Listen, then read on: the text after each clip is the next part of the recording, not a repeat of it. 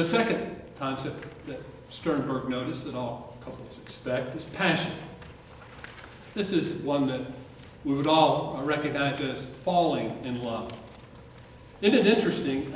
Every other time we use the expression falling in, not very good outcomes. You know, he fell into the well. We don't say, oh, how wonderful for him. He fell into the well. And so, as expression, falling in love suggests it has some accidental notion to it. It has something we didn't fully intend, and that we stumbled into this. And passion does have that potential to it. It refers to the drive that leads to romance, physical attraction, and sexual intimacy. Now, it's very interesting as you start kind of analyzing this. You look on that, the next graph on the back side of the intimacy one is the graph that Sternberg did. Very insightful graph about passion. For a society that really emphasizes this love, the passion love, most people show absolute ignorance about the real nature of eros, or passion love. Let's talk about a few, if you will, developments that tend to happen if we fall in love. This includes love at first sight, strong desire to be united with the other. It tends to idealize the other. When we fall in love, we tend to view the one we love in totally idealistic and unrealistic terms, which usually comes back to adversely affect us later. There's a tendency to obsess about the other. You can't get them off your mind, constantly thinking about them. In longer-term relationships, that doesn't tend to be the case. We get over our obsession. Matter of fact, literally, there's a biological, physiological thing. Literally, when people are in love, their heart does beat faster. Their level of tension, excitement is raised and aroused. And so there are physiological effects of falling in love. But what happens is you start pumping all these things chemicals into your system. Eventually your body becomes immune to the chemicals. Even if you're going through the same sort of thinking, eventually your body begins to develop an immunity. And so this falling in love passion tends to be the one that comes upon us unplanned. And as quick as it comes, it can go. Or even if we are in a long-term relationship, it'll come for periods of time, but it's not a constant. And so consequently, look at some of the other things that we can learn from Sternberg. First of all, he says passion has a positive force that is quick to develop. See, compared to intimacy that takes a length of time to develop. But you could go from feeling nothing to 100 miles an hour, like I said, in a matter of seconds. It's quick to develop. And a negative force that holds more slowly, it develops, and lasts longer, happens. So notice at the bottom of the graph, so here you have this positive force, powerful force of emotion, passion. Then you can't sustain that, and so it tends to fall off. But at the same time, a negative kind of force develops.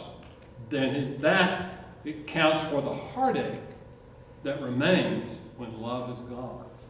When the passion love leaves, we don't just feel normal. We usually feel sad. We usually feel worse than we did before we felt the passion. So it's almost, if you will, very similar to how addiction works. The drug is introduced, one gets the high, but one never quite gets the high the second time one uses the drugs that one did the first time. One develops a certain immunity, one has to have more. And then over time, the negative force, originally you choose it, and you use it, a drug of some kind, but then the negative force begins when you can't do without it. And so there's a kind of addiction. And so if you do without it, you go through withdrawal. And the great danger, of course, in our society with this understanding of love is that we have many people that are just simply love addicts. They're just in love with love. They're basically all about the passion. And passion gives you a high, and it's tough to sustain that with one person. So that's why in our society people go from one person to another seeking passion because of the high that it brings. But of course eventually it brings this negative and it doesn't work out and we experience tremendous heartache, and some people try to overcome that by jumping back into another romantic relationship. And so the passion element, I think, is not really very well understood. It's the most volatile and uncontrollable element of the various dimensions of love. You know, the intimacy, that's about, communication, that's about resolving things, that's about understanding one another better, getting closer to one another. That's something you can work on, that's something you can change. But the passion is just much more volatile. No matter how hard you work on it, sometimes you just don't feel it. Or sometimes you don't feel the passion, especially in a longer term relationship. Certainly don't feel it all the time. And so, again, we need to understand the limits and what is possible. In a healthy relationship, it can be renewed over and over. In a healthy relationship, it can be renewed. If your expectation, I think this is some people in our society's expectation, that if it's the real thing, if this is really love, you're going to feel this passion nonstop from now on. But in 99.999% of cases, that's not the case. It's just not the case. And so that's an expectation that I think some people have. Matter of fact, I remember counseling a person one time who had come to a seminar, and they were talking to me about, they were in their third relationship. I don't think they were married this time, but they had 2 previous marriages. And this woman was trying to explain why her relationships didn't work. And after talking, asking some questions, it became, basically she said something to the effect of, well, we had this great friendship in my second relationship and the marriage. It was a really great friendship. I really, even to this day, admire him. We get along so well. But I couldn't stay in the relationship any longer. I had to be honest with myself and with him and tell him I just didn't feel the passion like I did. So I felt like I had to leave.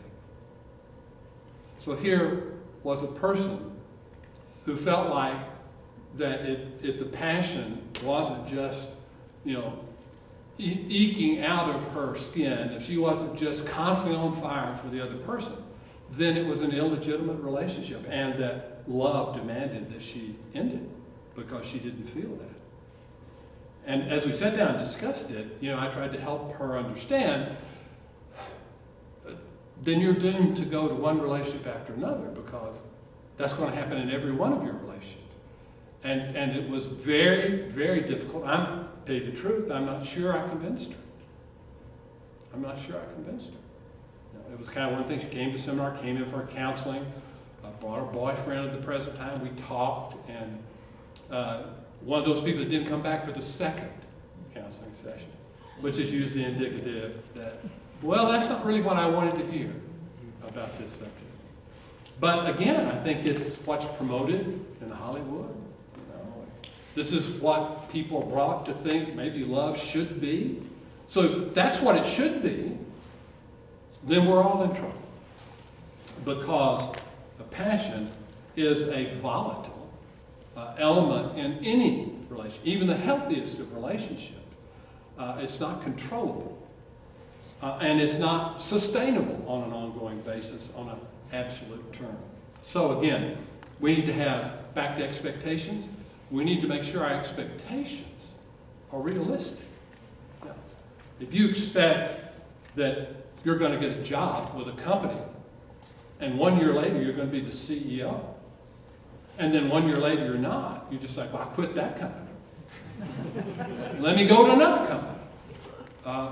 Well, you're going to have an endless series of jobs, and you're never going to get anywhere near CE anything because you have unrealistic expectations.